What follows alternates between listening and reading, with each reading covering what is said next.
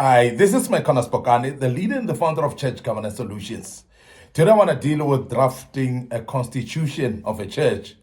Drafting a constitution of a church. And I want us to speak about what to include when you draft a constitution of a church.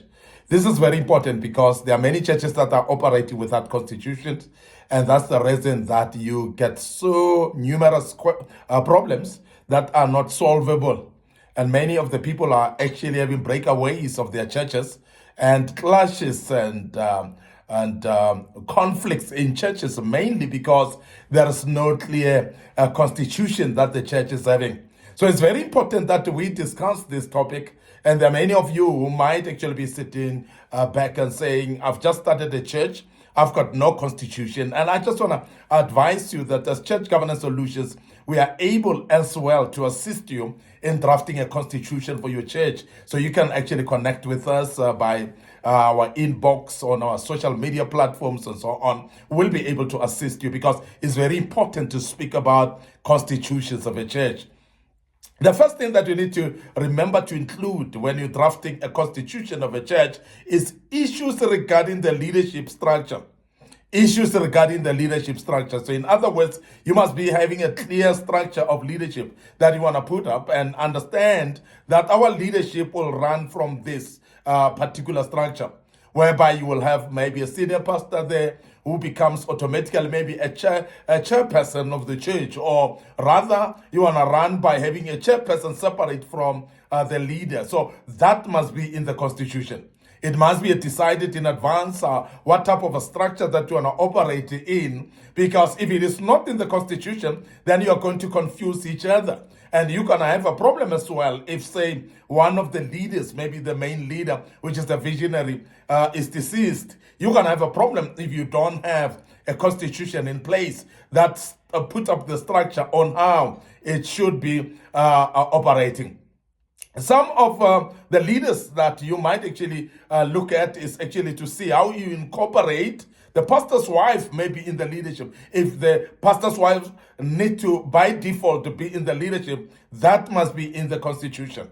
If it is something that you want to do differently, where the pastor's wife doesn't necessarily need to be in the leadership, and they can come there or be co-opted, not because they're pastors' wives, but they're co-opted maybe because of skills and knowledge. That's totally different, because it will be like any other person that's been co-opted in that type of leadership. But the emphasis here is you must actually include the ways that you're going to run your leadership well in advance. It must be shown in the constitution of the church. The second thing that you need not to forget to include is issues around handling of finances. Now, the constitution must be very clear on how you want to handle finances. And we want to emphasize as Church Governance Solutions that finances of a ministry are actually public funds.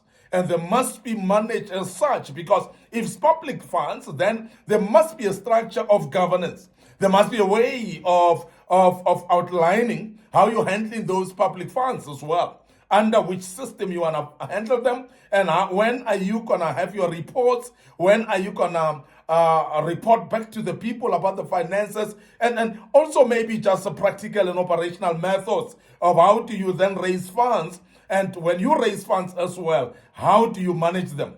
In case that the ministry closes, for instance, how the finance is going to be managed as well. So constitution is a guiding principle. It's a policy that will actually give you direction on how to handle the finances. And each and every one who is available, whether the leader or the visionary is not there, everybody, when they know the constitution is there, they will know exactly how to handle the finances, despite of the visionary not being there, because it will be written down and clearly, and everybody can read and articulate it. This is very important. So how you handle finances is very important, that you articulate it clearly on your constitution, and everybody knows on how you handle finances as a ministry. That's very, very key.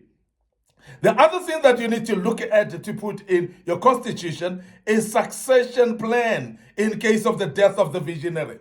This is a key one, because many of us, we operate as if we don't know that there's death. We operate as if we don't know that the visionary can also die. And because of that, so we operate blindly, and only when the visionary is gone, the church becomes in disarray. People start getting confused, and we start seeing people fighting for positions. And sometimes they're actually fighting for the soul of the ministry because we don't have the leader anymore. And everybody want to be a leader, and therefore people end up even killing each other for the sake of the position of being a leader in this regard. But when you put it with succession planning in advance in the Constitution, and you clearly advised on how succession planning will work, it is clear that everybody can look at it and therefore function properly. This is very important. And I want to urge visionaries right now who are listening to us, people that are called by God, that are running their own ministries, that it is very important that your succession plan is clear in advance. You know that you may die. And if you are aware that you may die, you must actually put up structures properly whereby people know what is the succession planning all about. If the succession plan is the immediate assistant pastor taking over, or it must be succession plan of a particular leader in the ministry that is supposed to be taking over based on their position, it must be clearly written in the Constitution and be known that the succession planning of this particular ministry is in this way. And this is very important that we emphasize that, because many of the churches don't have succession plans. And the visionary doesn't actually put up succession plan, and some live in delusion as if they're not going to die at all. And we know that it may happen that you die, and that's very important that we do have succession planning. The other thing that you need to consider putting in your constitution as a church is how to manage property in case the church ceases to exist. How to manage the property. So if the church has got its own building, if the church has got its own instruments or cars or buses or any means of immovable property or even movable properties, you must actually put it in place in the Constitution, and it must be clear. Because there are times when the ministry has to unfold, and whereby you have to fold the ministry off because it cannot continue anymore. Either because of the death of the visionary, or maybe also the backsliding of the visionary is possible, whereby then we know that the ministry maybe ceased to function, whereby there's no proper structure or a proper successor who will take over the vision. Therefore, the church maybe closes. And if it closes, the ministry ceases to exist, there must be proper plan. And that proper plan must be clear in the Constitution as well, written in black and white, and let everybody know that if that happens, what will happen to the building of the church? Do we donate it? Do we actually give it to charity? Or what do we do? Because it must be written in the Constitution. It must be clear. It mustn't be something that we all of a sudden then wake up out of our sleep when the non-existent of the ministry comes, or when the ministry doesn't exist anymore. And this is very important that we do actually anticipate this, put it in and draft it in the Constitution of the church, and be able to know how do we manage the property, how do we actually handle the property if in case the ministry ceases to function. And this is very important. Now, the other thing that you need to put on is how to incorporate the branches. And that's a constitutional matter. That needs to be set up and be clear as well. Let people know that if the church has got branches, how do we incorporate them in the Constitution? And as Church Governance Solutions, we always advise that in advance, incorporate them in the Constitution. Let everybody know what's the role of a branch, and how will then the branch run if maybe the ministry ceases to exist.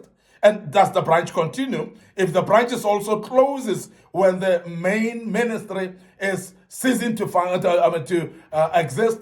That must be in the Constitution as well. It must be outlined clearly and let everybody know. And it must not be a surprise now because the ministry ceases to exist, and then we start actually wondering what will happen to the branches. It must never be so.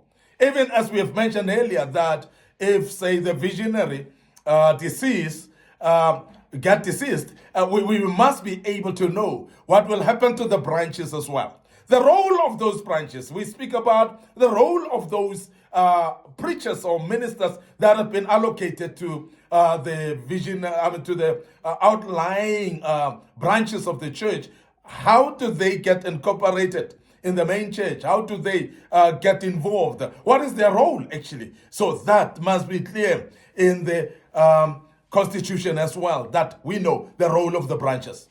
We need to also include lending and borrowing of money by or within the church. If we're speaking about the constitutional matter, is one of those, because if the church has to borrow money, maybe by loan from the bank, how do we handle that? If the church has to borrow money from its own members who are business people maybe, and how do we handle that? And all that, if it is also the other way around, whereby people borrow money from the ministry, if that is the case in your constitution, that must be clearly written in the constitution so that everybody knows how to go about with that. So lending and borrowing money, very, very important concept of the constitution as well. It must be clear in the constitution. People should know how to handle this matter. If it arises in advance, it must be known in advance how to handle that as well. Very, very important. How to handle appointments of leaders and meetings as well. This is very important. How do we appoint leaders? Do we vote for leaders? Are they appointed? Are they just put in temporarily and then later co-opted permanently? We don't know. And that needs to be written down. But whatever step away that you do, it must be clear. If it is that the leaders are actually appointed by the senior leader, who's the visionary, without opposition, let that be in the constitution as well. If it's a voting system, it must be in the constitution as well. It must be known. If it's actually whereby people lead by terms, and how long is the term? If the term is 2 years, 3 years, and so on, is it a permanent appointment? Like if the visionary has appointed people without there's no terms until maybe the visionary decide otherwise about the people, that must be in the constitution as well. Now, constitution must be actually the mirror image of how the church is run. And it must be clear actually from the constitution for each and every one, and let nobody have doubts about how to operate based on the constitution itself.